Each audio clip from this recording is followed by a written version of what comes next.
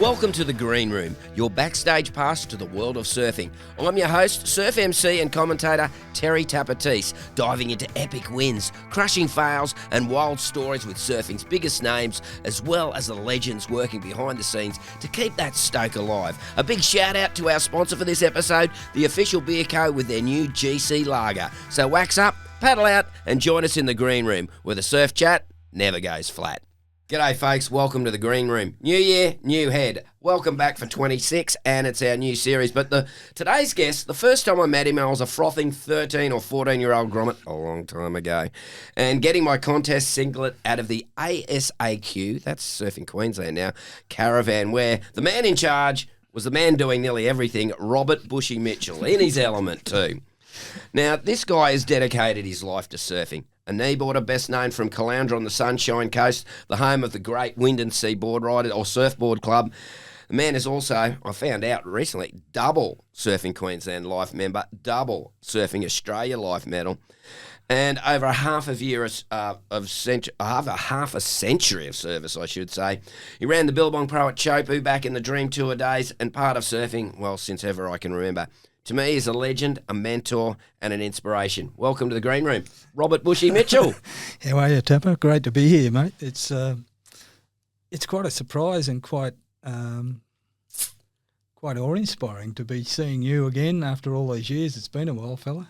Mate, it has been a while. You know, you've been away in France and in Tahiti and that. But, mate, let's get to the start. Mate, where did you grow up on the Sunshine Coast? No, I didn't. I grew up... Albury-Wodonga, wow, around the Hume Weir, on the border of New South Wales and Victoria. We actually had a property near Ebden, beef cattle, sheep, Shetland ponies, among other things. Our phone number was Ebden7.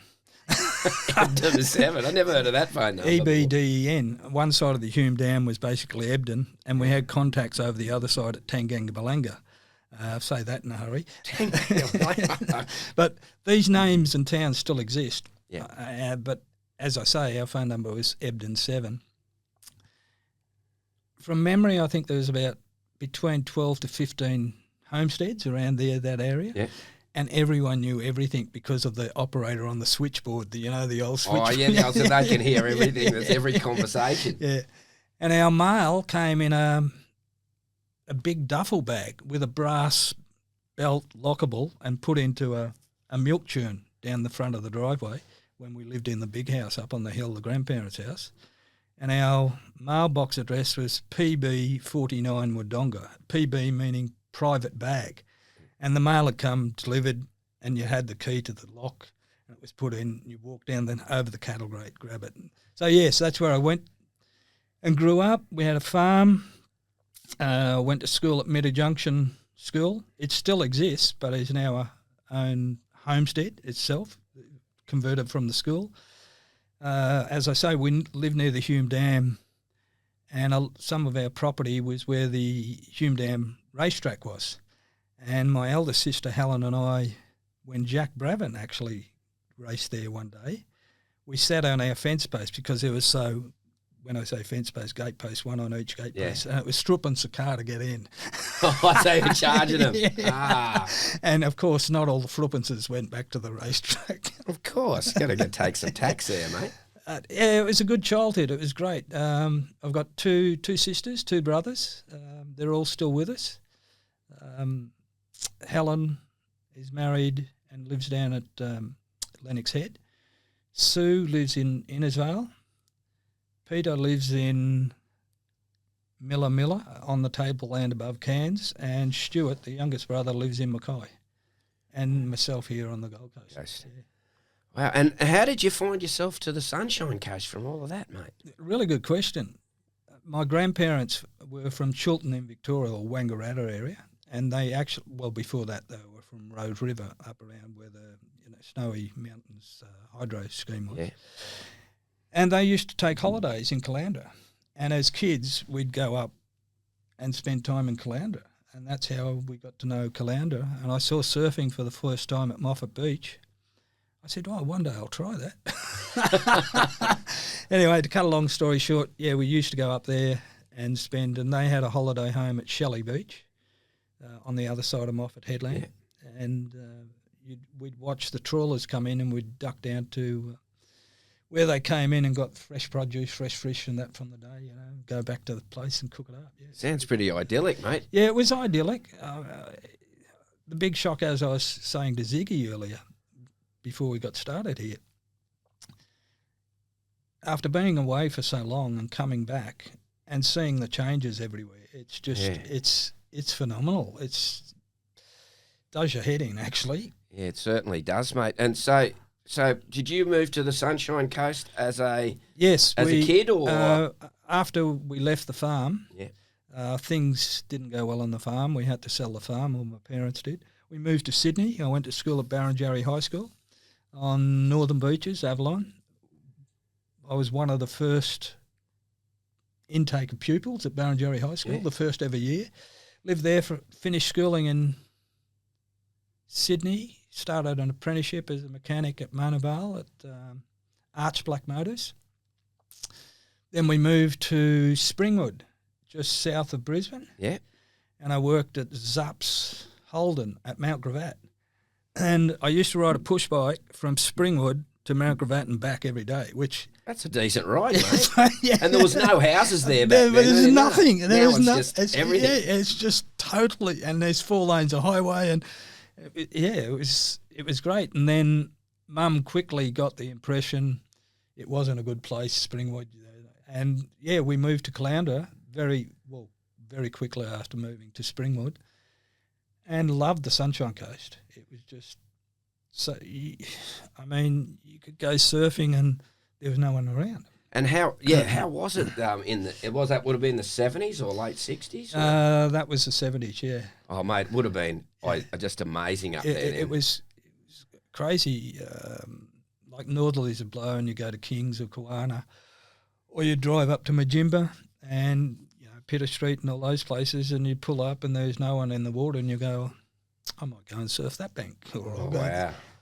And nowadays you drive up to Noosa and it's Roundabout City, and it was basically, I remember actually living in Caloundra for my then wife Jan to get to work or to get to Mooloolaba. You had to drive out to the Caloundra turnoff and then go in and back over the hill at Buderim down to get to Mooloolaba. Oh, wow, because that highway, that road wasn't there. Yeah, the Nicklin Way wasn't there. Nicklin Way, yeah. When they opened it, I remember it being dirt. So, wow. Yeah, and it was just, we used to go to a place called Shangri-La, which is along Watala area and that. It was a good thing because it was a nudist area and all that stuff. Taste of France, yeah, mate. Taste of France. But, mate, how did you first come to surfing? Like, you're a kneeboarder. You still getting out there? Yes, I haven't surfed for a considerable time, to be honest, but we can discuss that later. Yeah. How did I get into it? Geez, I have to think that.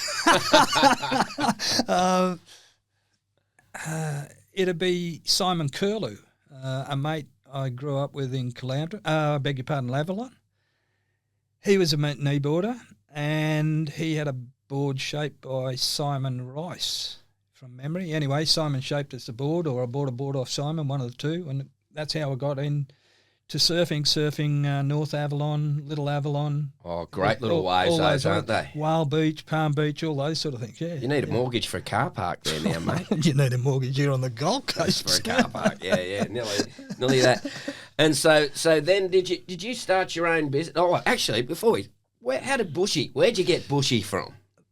Barrenjoey High School. It originally started at Bush and it just expanded to Bushy. When, as I said, our farm was Ebden, and I mentioned where we grew up and other towns around it. They said, where's that? This is at the school of Barrenjoey because we're the first intake of pupils. Most of the other kids came from Bilgola Heights, Newport, et cetera, around the area. And I was sort of the standout from another area. And they said, well, where's Ebden? And I tried to explain it. Yeah. Well, where's that? Oh, near Bethanga. Or where's that? And they said, is it near the bush? And I went, I guess so. We'll call you Bush. And over the time, it's expanded to Bushy. You can see in the background here, there's a thing, Bush's Shed. That was my business at Caloundra. It was only set up to go surfing. So a mechanic's that you go surfing. Yeah. So when there's no surf, you can get your car fixed. Yeah, totally. Yeah. But you have to make an appointment in advance if the waves are good. That I did my apprenticeship. I finished my apprenticeship in Caloundra. Then worked for the RACQ. That was at Kings Beach. And then, got what they use the word retrenched or made redundant, which is a nice word for saying you're sacked. Yeah, let's get to the crunch. And anyway, I thought, well, what am I going to do? So Peter Boyd, who won the Australian Junior Champion, a goofy footer, still surfs really good, lives at Caloundra with his wife Jenny. Actually lives in the old home we used to rent. And they bought it. It's a small world. Anyway, his dad had built some sheds out along William Street in the industrial area in Caloundra. And I went out there and saw him and said, I'd like to rent your sheds. He said, this is how much it is a week. Can you afford it? And I said, I don't know. We'll see. So we shook hands and that's how Bushy Shed started. Mate, and I see that you're on a supreme left there. Yeah. How good is it? Mate, that's not that left that's somewhere near Moffat Beach. Yeah, that's the one.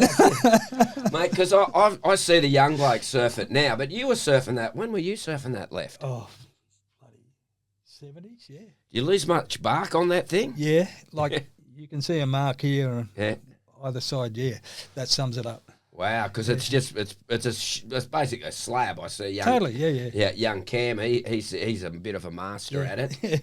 Cam McDougall, but it's an amazing wave. Oh, it's an amazing wave. Hectic. Oh, it's very hectic. It's like that's something I cannot get my head around today. I appreciate foil surfing. In other words, I appreciate the technology of foil, like boats. The whole boat's out of the water and they're on a foil. Big wave surfing is phenomenal what the boys and girls and men and women are doing today, but to comprehend being out there, no. Yeah, not that, like Nazare and that. No, that doesn't enter my brain. No, it doesn't. I just go, and I know we're digressing a lot around the things, but surfing big waves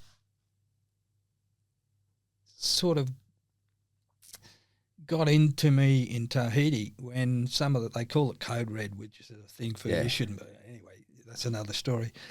And Dylan Longbottom and a lot of the early big wave surfers, they're out there at dusk. And if anything happened, I can't even see them. The contest was over. There's no medical. They're gone. I mean, how it started, and I'm sure in Hawaii it started long before Tahiti. In fact, it did, as we know. But the amateurism that was about when it first started, well, we're going out there to charge, which they did, but there was very minimal backup if something happened. Yeah. And that scared me a lot in Tahiti. It really did. I remember hearing that when you ran Chopu, the pro, that you had every competitor's and probably some of the staff's blood types, and that you had to have that. Yeah, we had blood types. We actually had a vaccine for stonefish poisoning. The vaccine turned out different to stonefish in this area to Tahiti. We got that from the Medical Serum Laboratory in Melbourne, shipped it over there. We had numerous doctors from globally as well as locally. Yeah, it was a pretty awe-inspiring event to be involved in. Yeah, there's no doubt. Yeah, you did that for a lot of years, but we'll go back. But mate, so when did you first hook up with the Wind and Sea board? It's Wind and Sea Surfing Club. Is that the correct? Wind and Sea Board Riders. Oh, Wind and Sea Board Riders. I want to get it right because there's Snapper Surf Riders and there's Burley Board Riders and actually the eldest the DY Surfing Fraternity. Exactly, that is the oldest surfing registered club in Australia. Oh, the DY Surfing Fraternity. Yeah. Oh, right. And isn't it cool that they use the word fraternity? Yeah, I love it. Yeah. But there's a bit of trivia. How did I get involved? Once again, in the early 70s, you had to be invited along and attend so many meetings as a probation. Yeah, I remember that with Miami Board Riders. Yeah, there you go. And I achieved the probation, and the next thing I know, I was president of the club. And I went, oh, okay. having said that, it was a good apprenticeship to do that and learn from really astute people around that time there. And then after Wind and Sea, I became Sunshine Coast president, and then ASAQ president after Gordon Phillipson. Going down to the Miami Hotel for meetings every month. I was at some of those. Yeah, some of those. Well, actually, we used to, in the early days, have the meetings at Orbison's Cafe in Coolangatta. Oh, wow. Yeah. I remember Orbison's. Wow. Yeah, and I'd drive from Caloundra via Redcliffe over the old Hornybrook Bridge, which has got more waves in it than would have taken you 4 hours nearly. Yeah, well, it was all single lane then. Oh, yeah, that too, Yeah, and I'd pick up Datey, then we'd go through Brisbane. Oh, so you get him at Cleveland. Correct, yeah. Yeah. Mission. And, yeah, Mission. I think Bruce Dunn came a few times, and there was others who escaped me. But, yeah, we'd leave Caloundra, go via Redcliffe, Hornybrook Bridge, which has got waves in it. I believe it's been replaced now. Then you get into Brisbane because you had to go through Brisbane over the Story Bridge. And you get to the Five Ways, I think it was called. Yeah. Over the Story Bridge. And then on the other side, it became double lanes to the Gold Coast. Yeah. And I call in at the Townend's place in Stapleton. Yeah. And Mrs. Townsend, Hazel, she was wonderful. You'd walk in the entrance hall and there's a black old dial tone phone there, and she'd usually bake something, and she'd give you a cuppa and a scone or something. And this is Peter Townend's mum for Correct. those people who wouldn't know. Yeah, exactly. Well, Barry ended up, because when I became ASAQ, which is now Surfing Queensland president, Barry was my secretary. And, some really good time. Salt of the Earth family, the Townend family. Yeah. And then, we go down to Orbison's. And in that day, down the end of, what's the main street in? Griffith Street, yeah. Down the end, there used to be a fun parlour. That's where Bugs used to go and play his pennies. We'd go down there and play pennies, and then drive all the way back on the same night. And you get home ridiculous hours in the morning and then go to work the next morning. But one time, got back about 2:30, no mobile phones. Yeah. And before I get to that part, as you were driving back and you came to Caloundra, there used to be a sign, Caloundra turn off 1 mile. Yeah. This is old language, people. Yeah, 1 mile. Yeah. And if you do a mile a minute, you've got to do 60 mile an hour. Yeah. And I had an old VE Valiant, and I'd go right, and I'd have the Doobie Brothers or something playing on the 8-track, and I'd to get to the turn-off in an hour to 60 seconds, if I could do it 1 minute anyway. But anyway, I got home one time from one of these meetings very late, about 3 a.m. in the morning, walked in, and the phone's ringing in the home. I thought, shit, that's weird, this hour. Yeah. Picked it up, and it's Datey from Redcliffe. Yeah. Datey's a diabetic. He'd left his insulin kit in the Valiant under the bed. Oh, no. So I need it. So back in the car, back down to Redcliffe, give Datey his insulin kit, and then back to Caloundra the next morning for work. Oh, mate, that must... Whose car did you fix that? Yeah. Not many, I tell you. And all that, we used to, as you mentioned earlier, the ASAQ caravan, we used to tow that all the way when we had south of the border region. We had Sunshine Coast, Gold Coast and south of the border. At the time when we had south of the border, it was the right thing to do. Yeah, it was, because basically the kind of border really is Ballina or surfing, because after Ballina it's sort of the landscape changes everything. Well, the border went down to Evans Head, which was our region, and Roger Clements came up with the idea from Newcastle, and he had a big talk to me at a ASA meeting, now Surfing Australia one. Yeah. He said, we've got to do this. There's so many people missing out. Anyway, we sat down and nutted out a few things. That's how south of the border came. And it was just as important after significant years in time frame that it went back to Surfing New South Wales because it had developed. Yeah, and the roads have changed and all that. So, and now I believe in New South Wales they break it up into regions, because it's pretty tough for someone from Byron Bay saying you got to go to Sydney for the state titles. Exactly. You know. But I still love to remind Phil Myers that he actually is part of the Queensland team. Phil, you are a Queenslander, mate. I'm sure when he's very prevalent, very active on Facebook, isn't he? Yes, particularly state of origin and politics. Yeah. Politics, I love it. Oh, I love it. I love Phil. I ran into him at an airport one time. I was heading to China. And we had a catch up. It was like, oh, hello, Phil. Hello, Bush. We popped up in each other's lives. Lovely man, heart and soul. Yeah, but that south of the border was I remember, like, I think my last state titles was down at Ballina when I saw Dave Smith paddle over someone, and I went, okay, I don't need to do contesting. You have to have that killer to survive in contests. Yeah, totally. But the south of the border region, I think, really fitted well then, and it was good. Oh, it did. And when we first started it, or got it going, there was only one or two border riders club, and with the impetus of ASAQ and other like-minded people, the area developed not only in surfing talent but administration, judging, Indigenous. It was a brilliant idea. It was great. Yeah, that worked really good. So, mate, you were Surfing Queensland's president, I think, forever, if I can remember. Right, mate, how many years were you president of Surfing Queensland? I think 19. Wow, because I did 2 years. That was enough.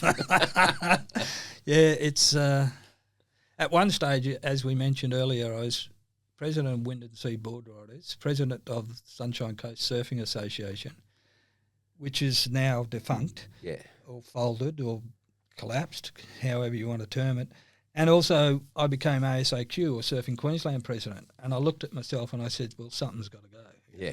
It's just, it was too much. Yeah. You can only spread yourself so thin. Oh, that's it, mate. But you did a great job in actually, because I remember, just as a Grom, you like you had it running really well, and for the minimal resources we had back then. Oh, Queensland was the premier state. Oh, totally, definitely back then. I would say closely followed by Victoria, and then Mick Mock did a lot for New South Wales, and then Greg Froud. Surfing Western Australia came on. Yeah, we were definitely the top dog.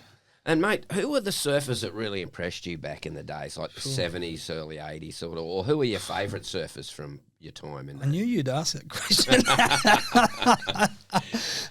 Just to put you on the spot, about 500 million of them, One of the nicest guys, and he could surf, was Gary Timpley. Oh, yeah, GT, yeah. Brilliant. Lovely. Top family.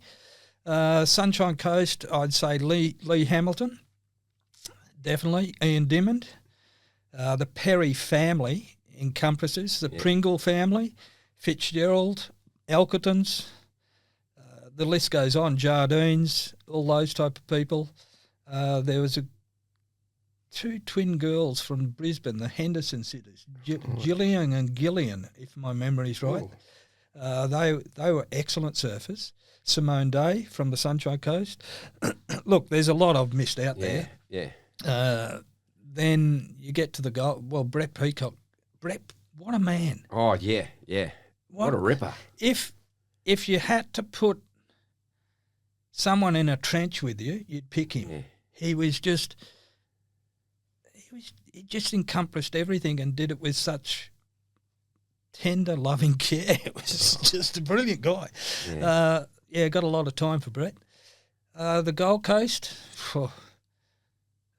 where do you start? Yeah. The Dean family, definitely. Oh, what a great man, Wayne Dean. Wayne Dean. And Colleen, the whole family. Beautiful. Even Robbie's a great bloke. I mean, Wayne, this trophy over here from 97, Wayne and Colleen, that year they did the trophies for the Billabong Indigenous events and the Billabong Pro here in Australia, but don't underestimate the trophies that Robbie, the brother, made also. So also excellent surfer. Anthony Poles, great surfer. A guy that gets overlooked, and he won the Tony Biltoft, is Rhett Murray. Oh, Rhett Murray, I remember. Rhett, great surfer. Great surfer. Let alone all the females that just ripped the bags out of Tammy Barty. I remember Tammy, blonde. Sorry to be disrespectful, but I think she's actually passed away. Right. But look, of course, the Petersons, and don't underestimate how Tommy could surf. You know what, Tommy Peterson, mate, the Surfing Queensland's 40th, I think it was, or was that 2004? Yeah. And Tommy was the only Surfing Queensland life member with his life member's badge on. He was also borrowed one of the old boys' pipes and stuck a couple of buds in it and smoked that on the balcony. But that was Tommy, But he had a memory like a steel trap, mate. You mentioned that, and that's a really good point. Every time he never called me Bush or Bushy, always called me Robert. Robert, And people would go, "Who's Robert? Who are you talking to?" It's a bit like Grev Mitchell. Wonderful man, he and his wife Lisa. Greville calls me dad and I call him son. But anyway, that's another. But yeah, Tommy, getting back to Tommy, his memory was amazing. He'd always go, "Hello, Robert." And you could hear and smell Tommy before he spoke. But amazing human and very kind-hearted. But he'd always say, "Now, how's Leah and Carly?" And they're my daughters. Yeah. And every time, without fail. And I don't know where it came. But there's a host of other surfers from the Gold Coast that impressed me. I mean, Dominic Wybrow in his day. Zappa, all those type of surfers.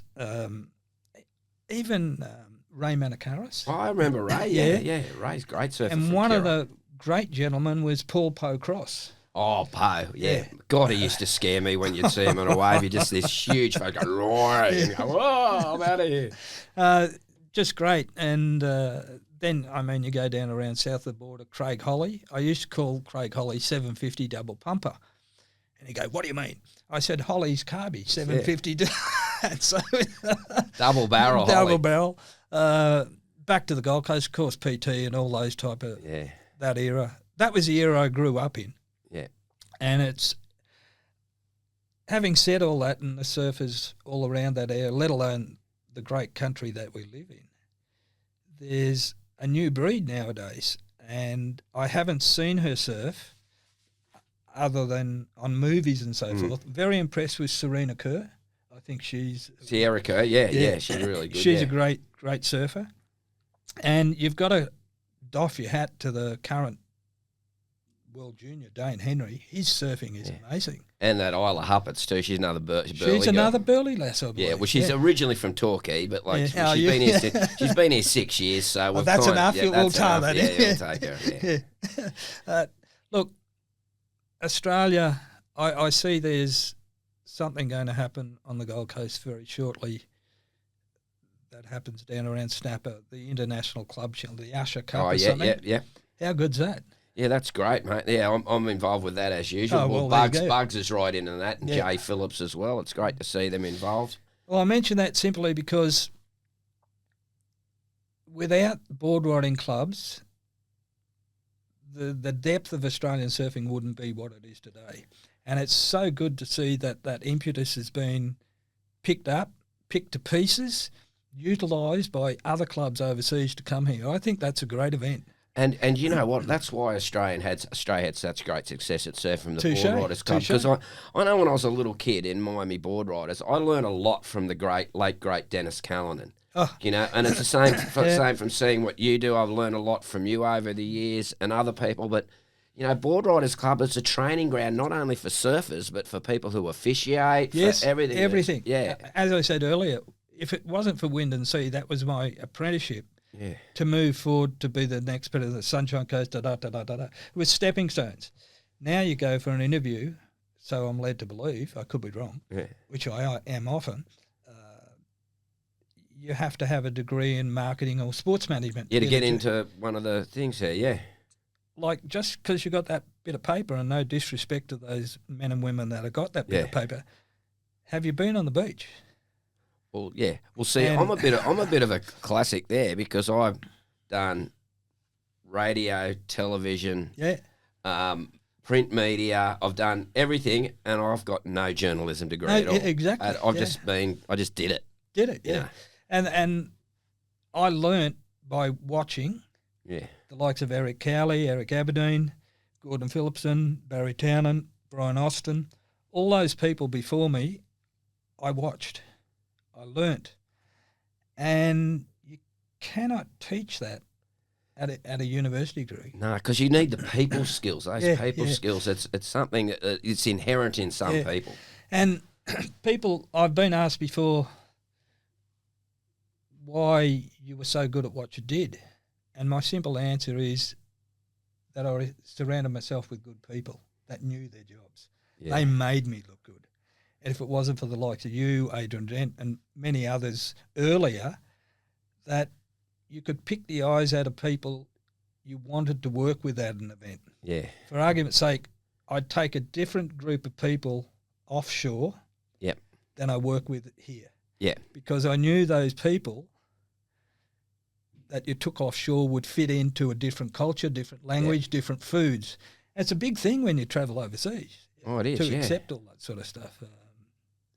And be able to do your job as well totally. Amongst all that, because if you can't fit in with the rest, your job's not going to be the best. Job's done. So, mate, you did a lot for Billabong events back in the day. That was after your Surfing Australia, I suppose. You went to Surfing Australia after Surfing Queensland? What a shocking thing to say. After the Surfing Queensland president, I actually I stepped down from there and I was vice president of Surfing Australia for about 30 years with Mel Gregson from Phillip Island. Yeah. And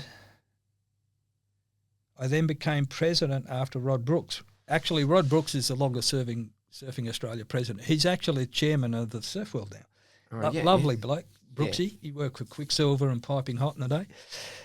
And I became Surfing Australia president. Whilst I was Surfing Australia president, I was approached by Billabong to go and work for them. And I knocked them back. I was really happy with what I was doing. Anyway, I got asked a second time. I knocked them back. And then Colette Paul came and saw me, or asked me to come and see her. And she said, Bushy, Gordon's only going to ask one more time. You got one more and chance. I went, okay, I get the picture. And I'll be honest, part of the reason I didn't want to take the position was because of Vince Lauder. I didn't want to step on his toes. On Vince's toes. Yeah. I didn't know he wasn't any longer at Billabong. And Colette, I've spoken to Vince about this recently, actually. And Colette Paul, that is, said to me, don't worry, Bushy, Vince will be okay. And that's when I said, I'll take the job. So I went for an interview with Dougal Walker and the then HR head of Billabong, Tina Scott. We're this and this and this, talking. What time do you want me to start? And they looked at each other. I said, about 10 after you finish your surf. And I went, love that. Yes. Yeah. So I started early, but anyway. And then they said, we haven't got an office for you. And they said, Gordon doesn't come in. This is at the current, the Taj Mahal. The Taj Mahal that looks like a resort. And they said, Gordon doesn't come in much, so use his office. CEO Bushy Mitchell. So I'm up in Gordon's office. And at that time we were doing the Gold Coast events, Billabong Pro. Billabong Pro. And as you know, we did a mobile event for Cleveland Shire, taking in Stradbroke, Gold Coast, and Redland Shire, plus Tweed Coast. Cabarita. We did that one in Cabba, yeah. So we had to have all these permits and all this sort of stuff. I had all the papers laid out, don't own that. Guess who walked in the door then? Hi, Gordon, just me. Yeah. And he says, what are you doing in here? And I went, he says, you're not in here today. So I went and walked around Billabong, walked in the art department, down the thing, and I found a workshop down the back that was empty. I looked at it, and I'll be egotistical. I went, what a great place for a Bushes shed. So I set up down in the back, and one thing grew from another. In the end, we had containers that we shipped equipment to Tahiti with. I remember Adrian loading those up, coming out and loading up Adrian Dent. Yeah. What a bloody legend. Oh, fantastic, man.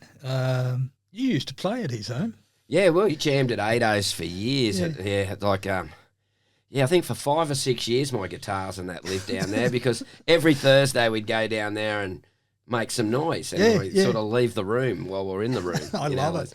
Well, we did a junior event at Coffs Harbour, and we called the event off one day. So we went into town. Yeah.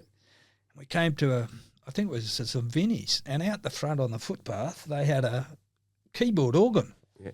You know, and you press this button, you get trumpets and all this. I think, beauty. So I got the Pantec truck. We had all the gear in, put the hydraulic back down, put the organ in, and Ado had to head further south after that event.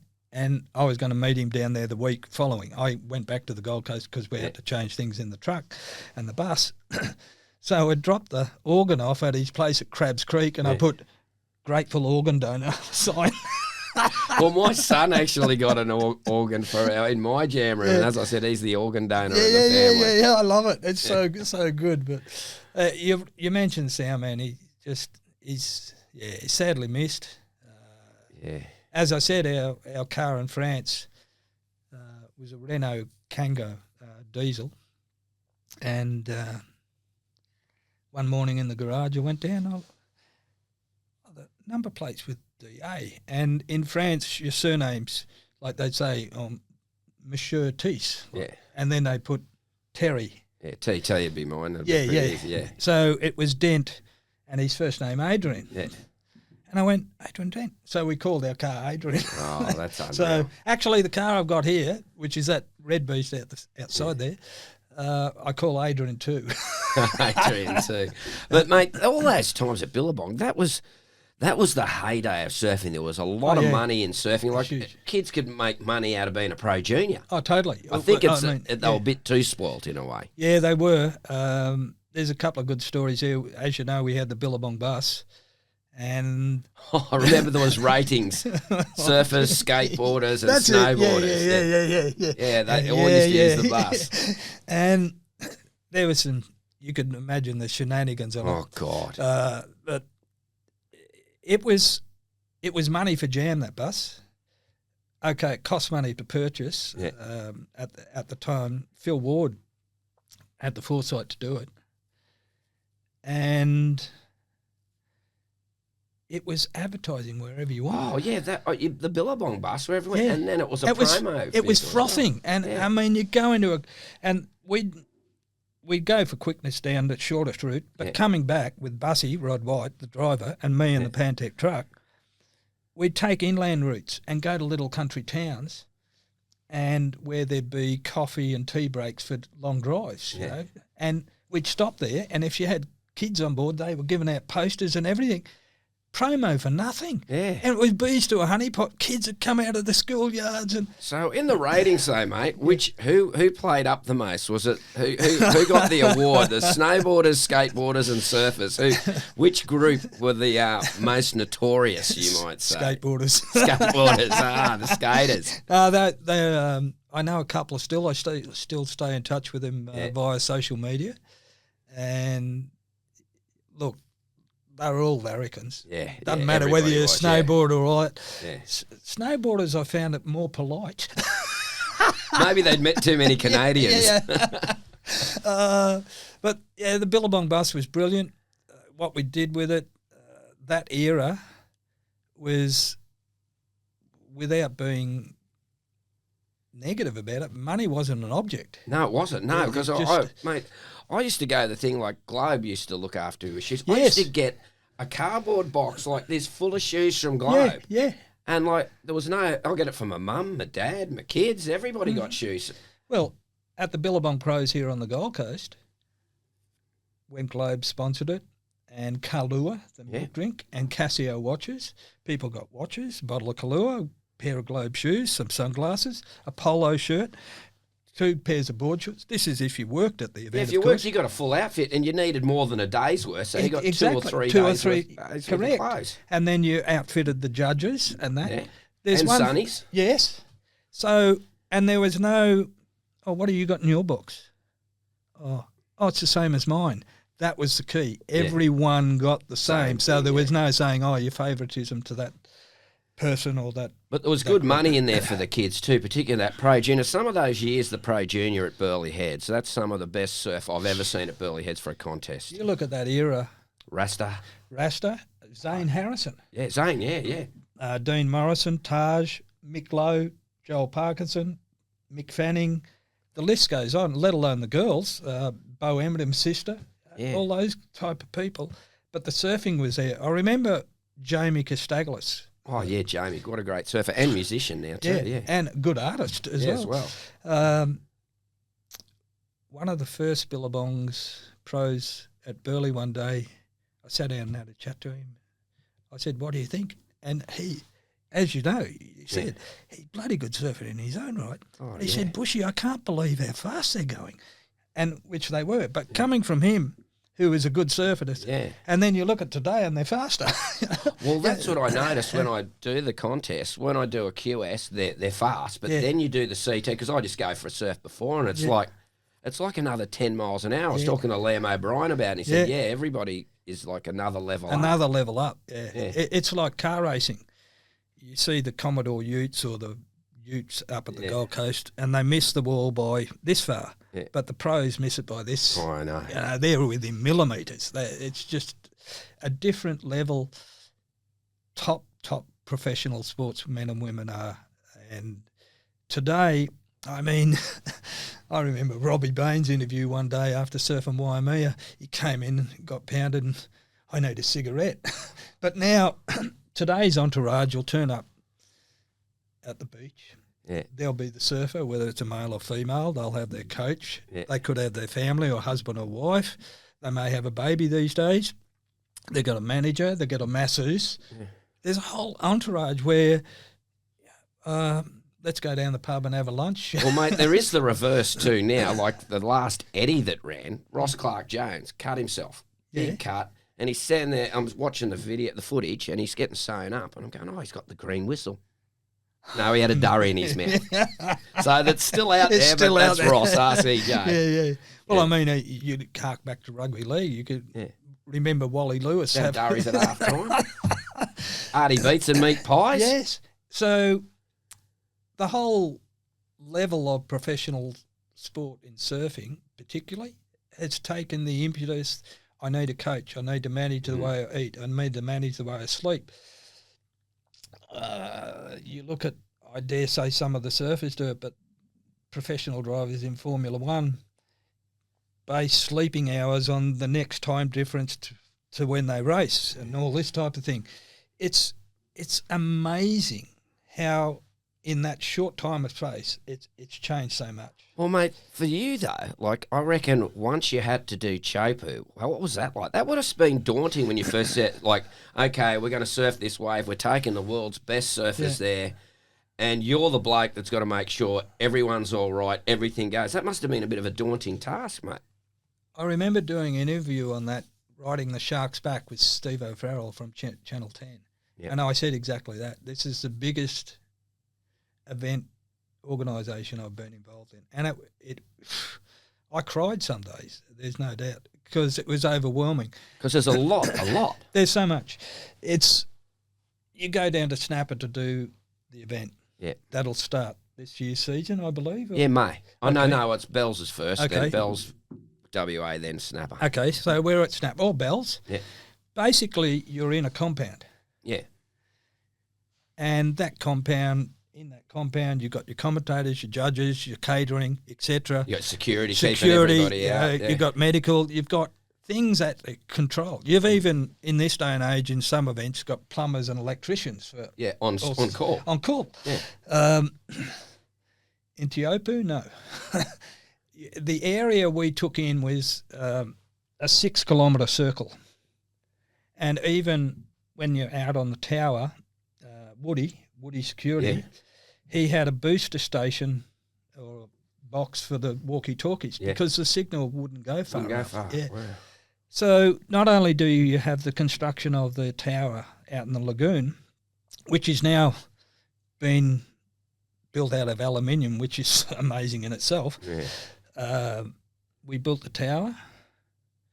Then we had the point, the marina, the village, and all this area. Then where we stood, we need this, Bushy. And it was down at Benny's place, down at the marina, past the marina. Yeah.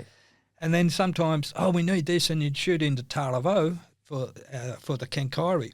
Kenkairi means is in French for hardware, by the way. Yeah, for hardware. And you go into Taravo, and people are calling you on your two-way or your phone, and you had to have coverage. I remember Matt Griggs.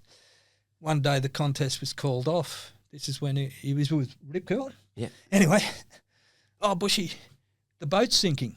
Hang on. Yeah.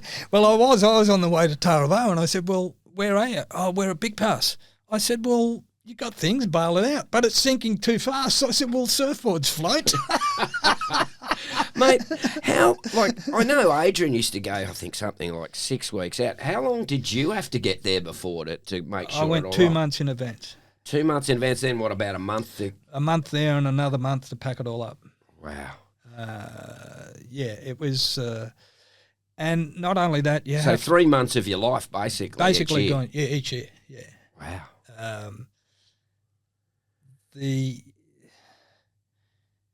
Just the logistics of feeding people on any given day, because you've got the photo boats, you've got the Marshall boat, and they're all out in the lake. Then you got the tower, then you got the point, then you got the marina, all these other places just to get food out on jet skis, on rubber duckies, pardon me,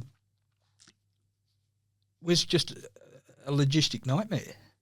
Then you take in, we've got all these vehicles down, but there's no service station down there. Oh, so you got to somehow get petrol. So I used to go into the Port Autonome, which is the harbour area, in Papeete Harbour, and there was the company Shell, and you'd arrange for them to bring down the big tank suspended, so it was gravity feed. That was for the boats, and then have another one for diesel, because you couldn't just have fuel because there were diesel cars, Yeah, so all that logistically. Then the big thing, the scary thing, was the medical. Yeah.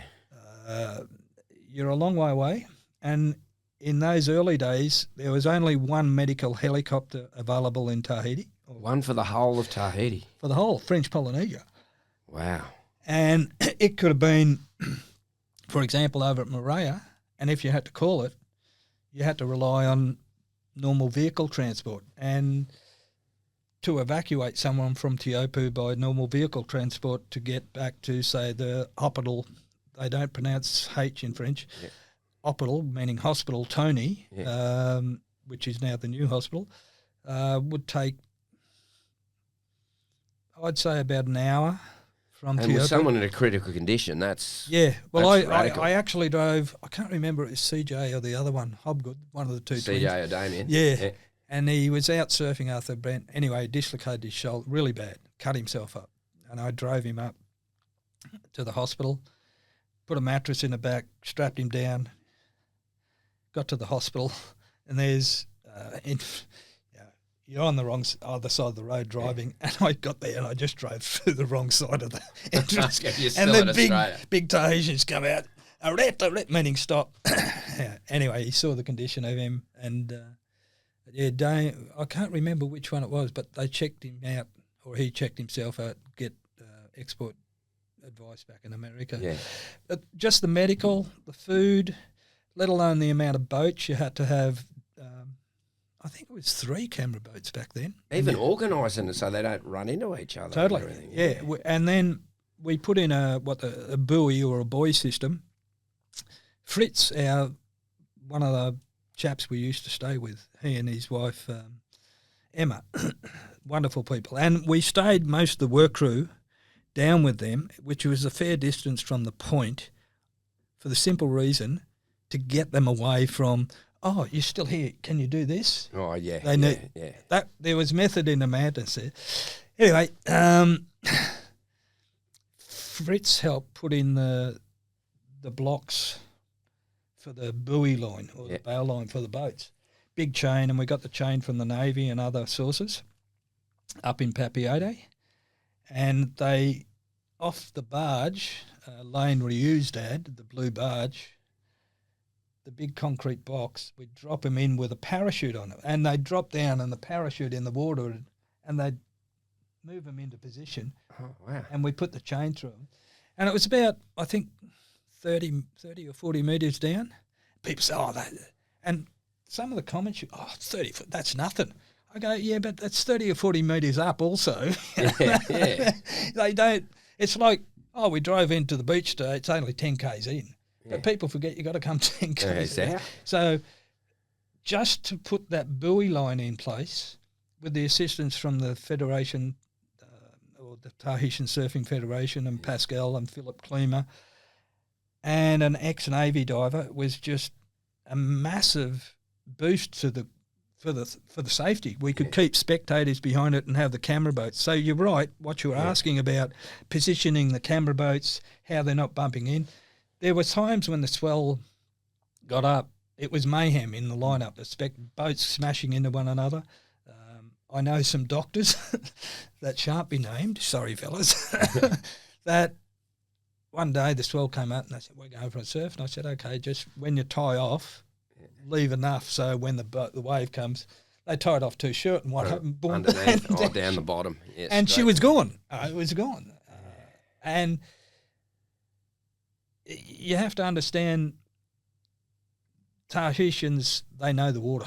They know that area. They know boats. Yeah, they know boats and what. And the SEL saying in Tahiti, those who say they haven't hit a coral head are telling you a lie. Because everybody hits them, eh? Yeah. Just getting the jet skis over there. And that was a huge problem with the douane or the customs, particularly coming back into Australia. Because of the water inside. The water and the sand, to get that clean. Well, because I know Adrian used to spend, he said it took him ages to cleaning every bit of thing off his speakers. Yep. Can't have anything on them. No. And we lost some gear that was incinerated by Australian Customs. It used to come back into Brisbane. I'd go back up there and inspect it with them, and they'd go through it. The first couple of years was the hardest, but then they got to understand it was coming back in. They were pretty easy to get on with, and then they'd get shipped back to Billabong. But I remember one year, Te Aupu flooded, and it floods in a flash down there. Yeah. It really does. And the container, I'd about halfway through packing, and of course the container's got flooded. Oh, so start again. And I get a phone call. Why is it taking so long? You know, and I'm trying to hear him, because I won't mention the name, because the rain's pissing down. I mean, the drops would knock your head off. Yeah. And the douane just came down from Papiato and said, Monsieur Bushy, impossible. In other words, you have to clean. It cannot go. It can't be wet. But they don't. Management, talking about people with a bit of paper getting a job, don't necessarily understand all this or comprehend it. It's like someone saying, you can retire at 70. Well, what have you done in your life? Picked up a pen? Yeah.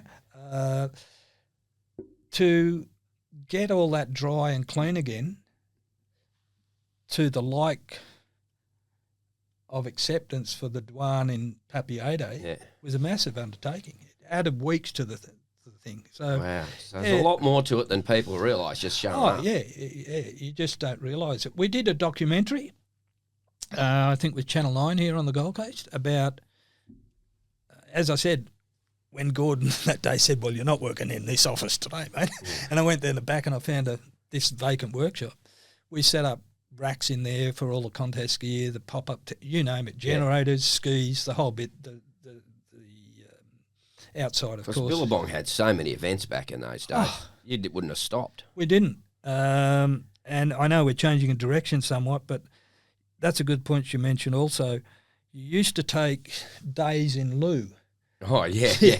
What a hoax. The Surfing Queensland guys had that too. I remember, I don't know how many days in lieu they had. Yeah, and you just, like for argument's sake, I have a giggle today with some of the current surfing under the headline a W and an S and an L. Yeah. What a name. Anyway, that's only my opinion. I don't agree with it personally. But our junior events had fields of 284. Yeah. That's huge. Yeah. Boys and girls, of course. Yeah. Massive. And they'd take 5 days. And you had to surf no matter what. Some took 4, and some days you'd work and it was a long weekend. So going back to the days in lieu, you technically Got 2 days. and all this sort of stuff. But then you had to do an event the following weekend, and then another one, and your days in lieu you never got to take. Yeah, it just all melds into in one. one. Yeah. So. But yeah, it was a really there was so much money and there was so much everything was amazing there compared to today. But I got to say that today's surfers, the young crew, are amazing. They're on bugger all money compared to what they were in the early 2000s. But they're so more professional. They're so professional. They're amazingly professional, these kids. Yeah. As we said earlier, they've got, and I think there's been a turnaround why they've become more professional. Our era, to a lot of cases, and we saw this at ASAQ, was we used to do databases for membership, and most of the members lived near the beach in that time. And then we started to see, Reedy Creek, and it became too expensive to live near the beach. Yeah. And a large majority of surfers, both male and female, were from a one-person family, like a mum or a father. Yeah. Today, though, that has somewhat changed where families are becoming more orientated to assisting their kid, which I think has helped in their professionalism. I really do. Yeah, well, if mum and dad are putting all this money, you don't want to be mucking around. Yeah, exactly. Because that's a lot of the, that sort of, there was a Dave Mellon, was it? From the Dave Mellon, yeah. I remember he got his sponsor dropped. He got dropped by his sponsor. So on the nose, he had big Nico pen put mum. And I laughed so much because I thought, that is so bloody true. It is. Like some of the kids should, if they haven't got stickers, should write mum and dad on there. But it's true in most sports. It really is when they first start out. But there's been a turn I've noticed in surfing from the 70s, early 80s to more family orientation, involvement in the boy or girl's upbringing in the surfing. Yeah. And I do believe it's becoming, or it's starting to become, I should say, in only my opinion, a more elitist sport too.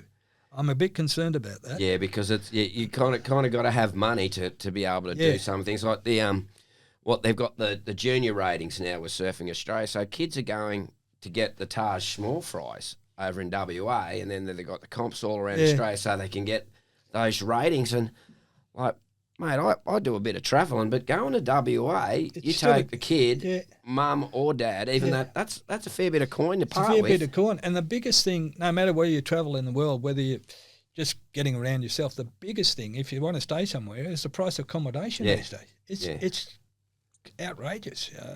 I'm a bit concerned with how the cost factor's going. I don't really know what entry fees are now. But our fields, when they say, we've got a field of 96 for this Challenger event, I go, wow. That's limited. That's limited to get in it. Yeah. That's just the one. That's the thing now. It is kind of, it's going that way. Yeah, I don't necessarily, but in saying that, how do you change it too? Yeah, well, that's it. And there's so many more people surfing from all around the world now too. So it's not just I stick up our hands. We're guilty for that. Yeah, it's Australia's fault. Yeah, totally. We did too good of a job. You did too good of a job, Bush. It's your fault. I remember our first CEO, Alan Atkins. Alan actually worked, when he got convinced to take the job, there was no guarantee of wage for the first, and if we got the government funding at a national level, which we eventually did. But Alan worked gratis. And then, as you know, we developed administration things, coaching, so forth, And coaching, we licensed surf schools all over the world, throughout Europe, all sorts of places. That's all started from Australia. Yeah. And forget all the people that say, it was the first surf school. The full real organisation globally started in Australia with a professional outlook on it. And it's largely thanks to Alan Atkins, who put that in place. Rod Brooks also. They were a dynamic duo of the ASA. Actually, I remember when we changed our name from ASA, Australian Surf Riders Association, to Surfing Australia. That was a big thing for me. I thought, it was massive. Strange. I actually chaired the last meeting of the ASA, and it was quite historic, wasn't it? Yeah. I mean, because we folded the ASA legally, constitutionally, and we became a board of directors. We're a chairman and a board of directors. That was a big thing. And the name Surfing Australia, the name got changed by pressure, good pressure I may add, from Ian Ted Putris. Ted he lived at Phillip Island, good plumber. That's another story. We've all got our little background. But Ted lived Victoria. I'm not mistaken, I don't think, in saying Phillip Island. And his family were involved in netball. And, of course, it was Netball Australia. Yeah. And, like, you put it, and your search engine, Netball Australia, is right at the top. And he said, we should change Surfing Australia. And there was that much angst about that. Yeah, I can understand because it's been so many years. Totally, the historic and everyone, and eventually came through. But thanks to Ted and his subtle push, that's how Surfing Australia came about. Well, as you said, a search engine, if you were looking up ASAQ or ASA, you'd be going, what a mouthful. Yeah, but Surfing Australia, bang. Bang, it's there. It's great. So, there's been a lot of things change. I mean, you look back and you look at the Australian titles. They used to be the premier event. Yeah. Unfortunately, they're not so these days, which is a bugger.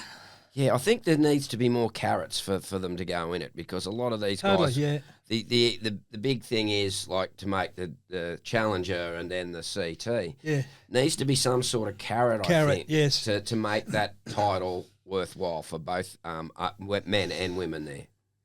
I'd like to see, you mentioned the Challenger Series, the Australian title for open men and women, part of that Challenger Series. And you could do that for all countries. Yeah, I really would. Yeah. A national title is part of the Challenger Series, not sponsored by the WSL, not owned by them, owned by the surfing body. The surfing body of that national outlook, i.e. Surfing Australia, Surfing France, or whatever it may be.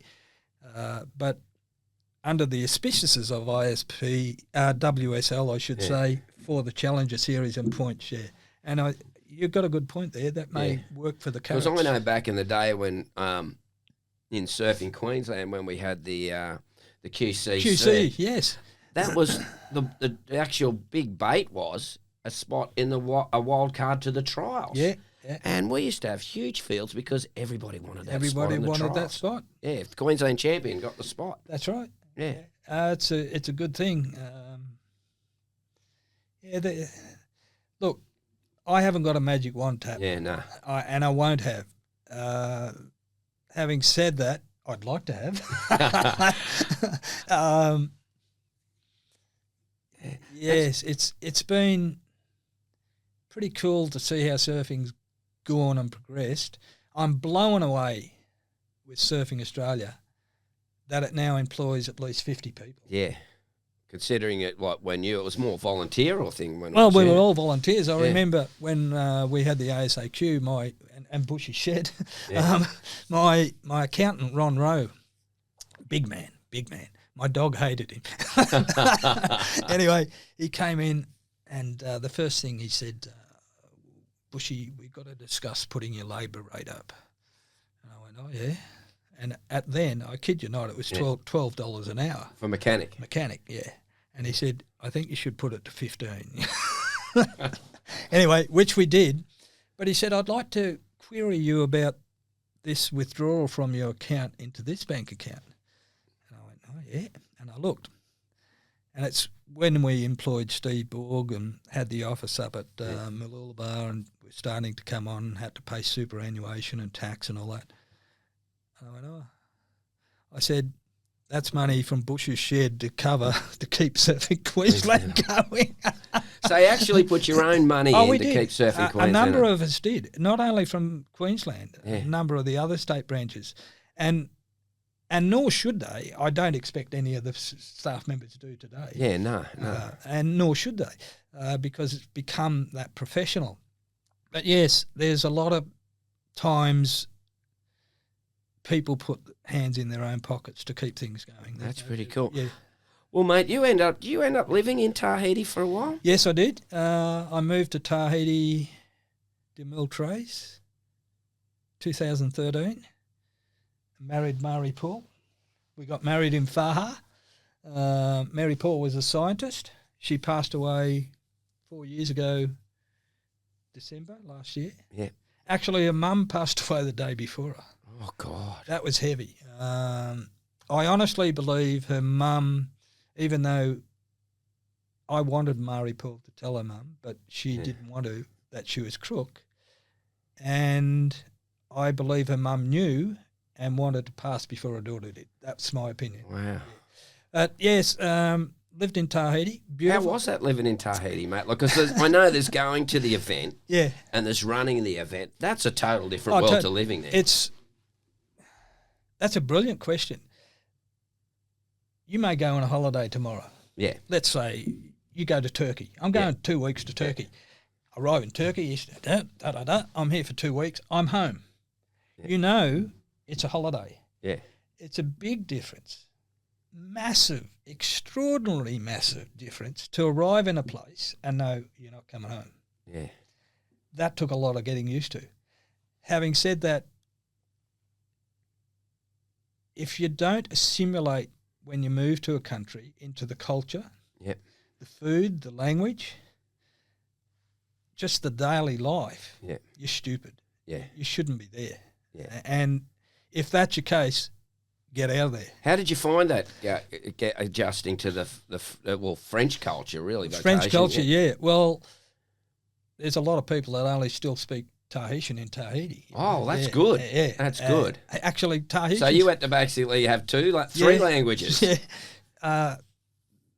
They're very worldly, Tahitians. Yeah. And I'm sorry to digress, but it can be a very aggressive place from male to female too, which is quite triste, in other words, sad. But it's a fact of life there, unfortunately. Whether people hearing this podcast want to debate that is beside the point. I saw it firsthand, and experienced it. But that's another story. It's funny when people are talking in Tahitians, you think, oh, they're arguing with one another. But it's just the tone of the language. It's the tone and the oral thing, and that can be telling a joke. And you think they're having a blow. Yeah. But it's cool. They're beautiful people in majority of cases. Murray Paul could speak better English and write better English than I could, which wouldn't be hard. And, when she came home from work, we'd speak French. Get me better. And just, I really enjoyed traditional Tahitian food. Poi, which is like a dessert, and you put coconut milk with it. It's just banana poi. Oh, give me a break. But very French culture in Tahiti. You can drive around the island even if this is without stopping. If you left Papeete and drove around without stopping, just cruising, you'd do it in 3 hours easy. Oh, the whole island. The whole island, Wow. Spent a lot of time on Moorea and some other parts. We'd fly to New Zealand because it was cheaper to fly to New Zealand than fly up to the Tuamotus, which is regional Tahiti. Oh, wow. And you'd spend a weekend in Tahiti. Massive rainstorms, but they call lightning, the word for lightning is eclair, Chocolate eclair? Yeah. They make some eclair de chocolat. Ooh la la. I'd be about this big. I know. They're so good. And you bite into one anyway, that's another story. It's also funny, we do, Murray Paul being born in Brittany, on the west coast of France, in Lorient, their region is famous for crepes. So we'd do a crepe soiree or an evening of crepes in Tahiti, and we'd invite you and some other people and, have 10 or 15 people over. It's really cool. And some people might live at Mahina, which is Papeete, and Mahina's maybe 18 kilometres there and 18 kilometres back. So, and they go, oh, it's a long way to come. 18 Ks. Because it's so small, the mentality is. Another time we went, sorry to jump in again, mate. Go. We La Ambusha, Papino. La Ambusha is the river mouth at Papino, really good wave break. Lefts and rights. And anyway, went for a surf there one day, and we stopped at a little shop in the village of Papino. And we sat out on a bench seat outside and ate what we had and had a drink and just chewed the fat. Just Murray, Paul and I, and some other friends came past. And we watched this Tahitian family across the road in their cat, which is a four-wheel drive, big American cat that it is, get in the car, and there's a shop 2 doors up. Get out, back out of the car, back out of the driveway, I should say, drive up to the shop, 2 doors up, get out, go in, put their stuff in, got back in the car, drove over to the shop, we're sitting outside, and then drove back to their house across. That is a mentality thing. Wow, just everything's so close, but it seems far away. Yeah. Now, Bush, you were talking about surfing, right? Mm-hmm. Now, everybody thinks Chopu, and I think I've seen another right-hander. What are the waves like in Tahiti? There's many, many waves? Yeah, there is. There's a heap, like I mentioned, La Ambusha. It's not death-defying like Teopu. There's Papara. There's so many waves down past Teopu and around the part that you can't drive on. You've got to take a boat. They are pretty sketchy as it is. But, yes, there's a multitude of breaks. You go over to Moorea. There's a multitude of breaks on Moorea. Up around the Tuamotus, Tiki Hau. It's extraordinary. And for all levels kind of thing. Oh, totally, yeah. You go to, Papara would be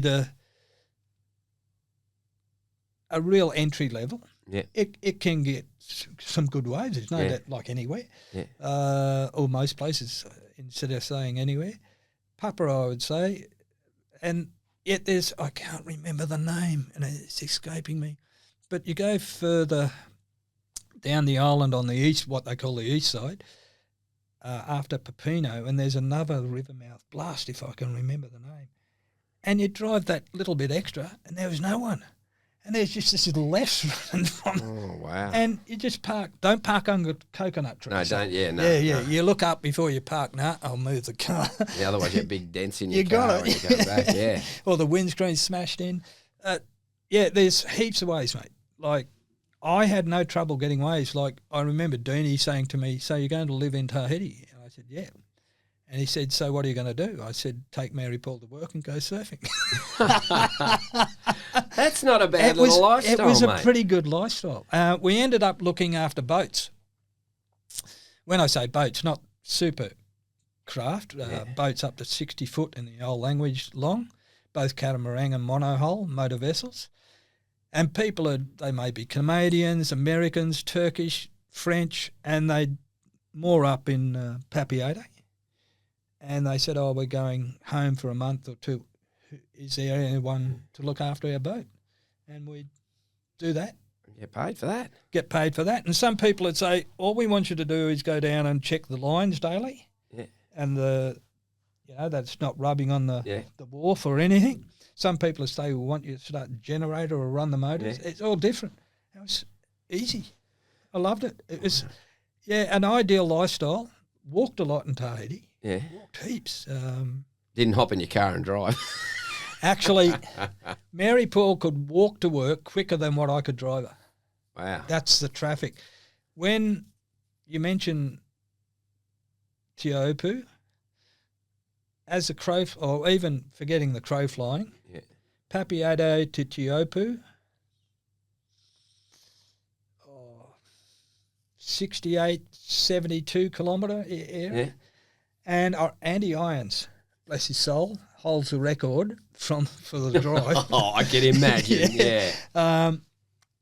Phil McNamara, not McNamara, McDonald, did very well. But Andy went and hired an Alfa Romeo. Oh, God, I can imagine that. Bo Emerton was right up there too. So they used to do like a time trial thing, Yeah, did it they? was a time trial thing, because we drove up and picked them up from Teopu at Faha Airport, and you'd time it and you'd pass one another. We were stupid. Dangerous place, roads that is. But yeah, Andy Irons, I think he ended up with the tick for the record for the distance. But back then it would take, first year there, 99, 2000 era, 50 minutes was a good drive. Yeah. Now, one day, speaking of Papara that I mentioned earlier, the beach break, black sand, really hot on your feet too, shocking. One day I'm sitting at Papara after I'd had a surf, and I looked out and I went, how come, where's the psyche come that, I know that guy's paddling style. And it was a mate from Caloundra that I hadn't seen for years. Anyway, it was Dave Kirby. Yeah. And he and his family, we came out and we had a yarn. We went to the little cafe there, had a sit, da-da-da-da-da. And he said, we're catching the plane in a couple of days. We're down at Teopu, got to get the flight. And we said, what time's your flight? Da-da-da-da-da. He said, what time you you won't make it. Today, aujourd'hui, if to get to work from, and a lot of people live in Teopu and Vairau and drive up, it'll take at least 3 hours to get from there to Tahiti. 70 k's, 3 hours. Yeah. Oh, God. And I don't exaggerate. No, that's harsh. Yeah, especially when you're paradise and palm trees and everything. You'd be thinking, no traffic. No traffic. It's quite the opposite. Oh, wow. Yeah. Anyway, Dave and his wife, Kate, ended up staying with us in our apartment, and we dropped him to the airport. It's that side of things change, and the big thing is, like I say, Tahitians are quite knowledgeable in current technology, phones, etc. But they're right in. They love America. They'll fly over on a Thursday night or a Friday and do the weekend and come back to America. Yeah. Oh yeah. Yeah. Or to Hawaii. Yeah. And a lot of them have got, like, the roads are tiny. Oh, and they got the yank tanks. Oh, mate, it's just outrageous. Wow. Like, you just don't comprehend it. And you can see the home is sort of like the Leaning Tower of Pisa or more. Yeah. But outside there's a brand new yank tank with a big satellite dish and the biggest TV going. So kind of Americanised.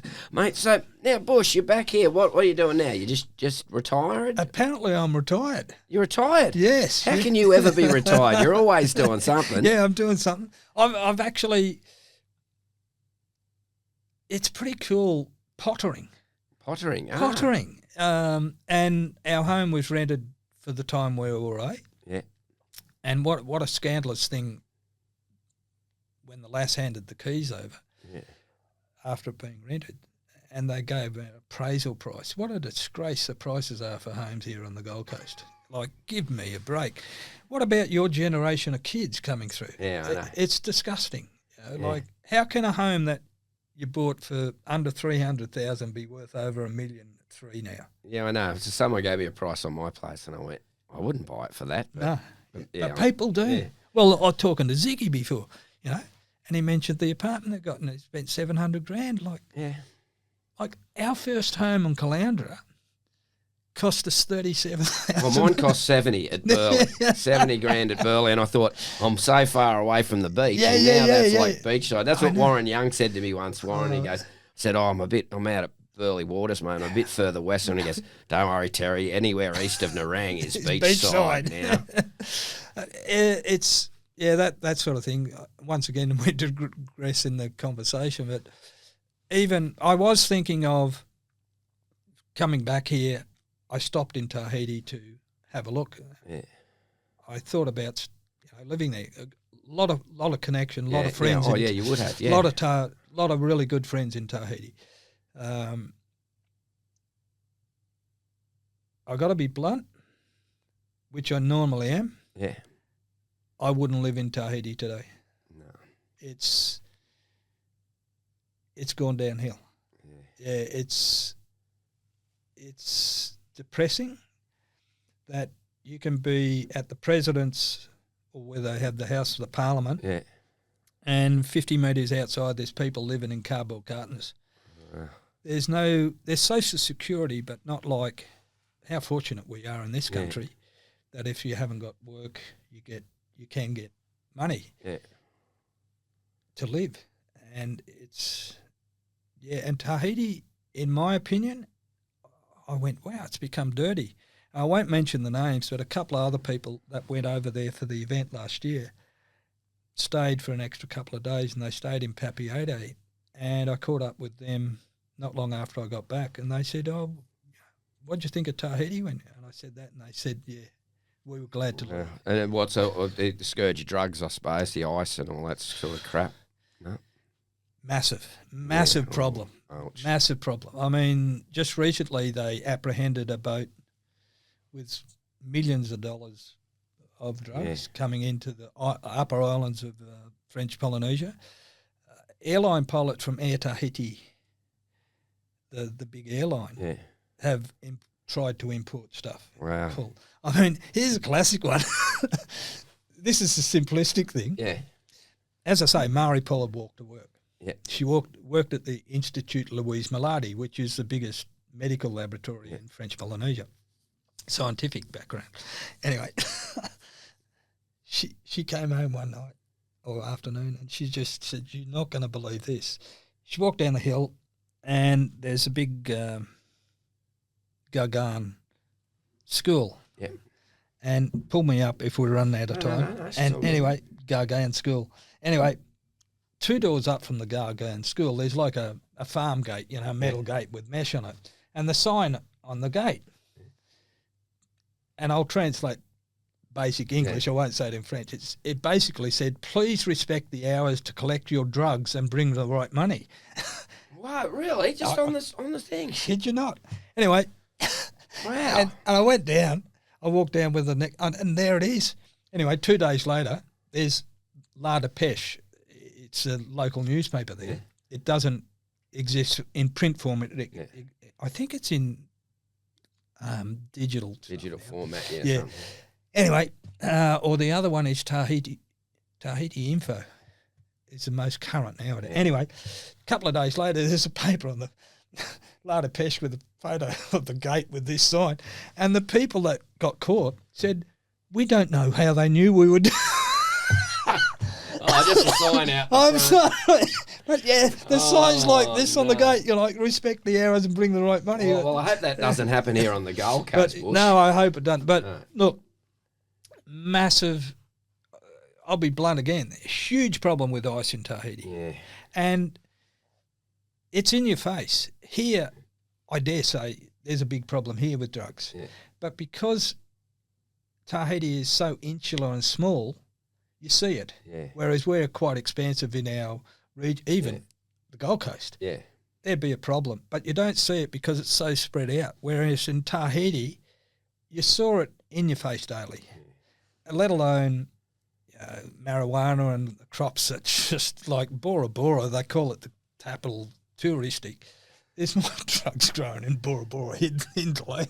Anyway, look out. Well, at least that's not too bad. That's true. But the importation of the ice is big into it. And that's because there's money to be made. Cocaine and all that sort of stuff. Well, at least we haven't got those problems here, Bush. But before we finish up, there's got to be one thing. I've got to tell this story that this bloke, he's got a memory like a steel trap. Like, I think when my dad was alive, I'd take him to like a day down at the Billabong or Quicksilver Pro. Right. And then one year we couldn't do it, but the Surfing Australia Hall of Fame awards were there. And so we took Dad down there, and I saw Bush, and this bloke hadn't seen my dad for at least quarter of a century, 25 years. And my dad used to take me to the comps. This was when I was 12. And I said, "Oh, Bush, Dad's over there. You haven't seen him for a while. Come and say g'day." And before you come and say, he goes, "Your dad's name's Peter, isn't it?" And I've gone, What? Yeah, and then this bloke introduced the Surfing Australia Hall of Fame Awards and gave a big shout out to Dad on his birthday. And I've never seen my dad.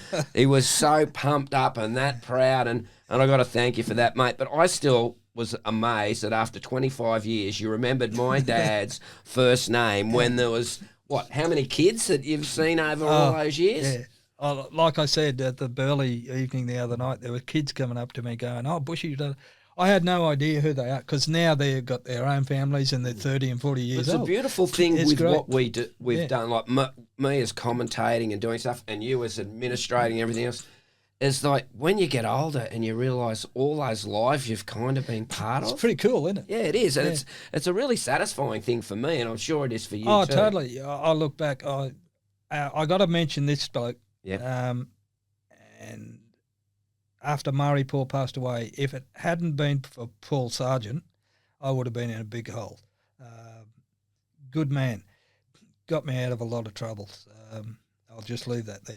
Yeah. Oh, mate, it's good to see you here on the Goldie, and it's great to see you back, even though I want to see you in the kneeboard division at the Parbendal, because the Parbendal, I've had the honour, like I've done.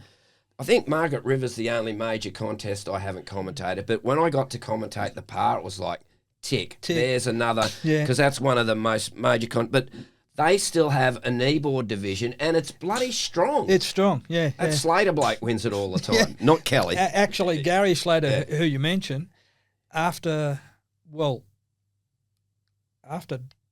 Gary Slater, it'd be possibly Dave Reardon-Smith would be the two most winningest surfers in the history of the Parbendal contest. And what a great contest that is. Oh, yeah, it's great. So I'll say, Bush, I expect you to be entering. I'm in the over 60s. You can go in the kneeboards, mate.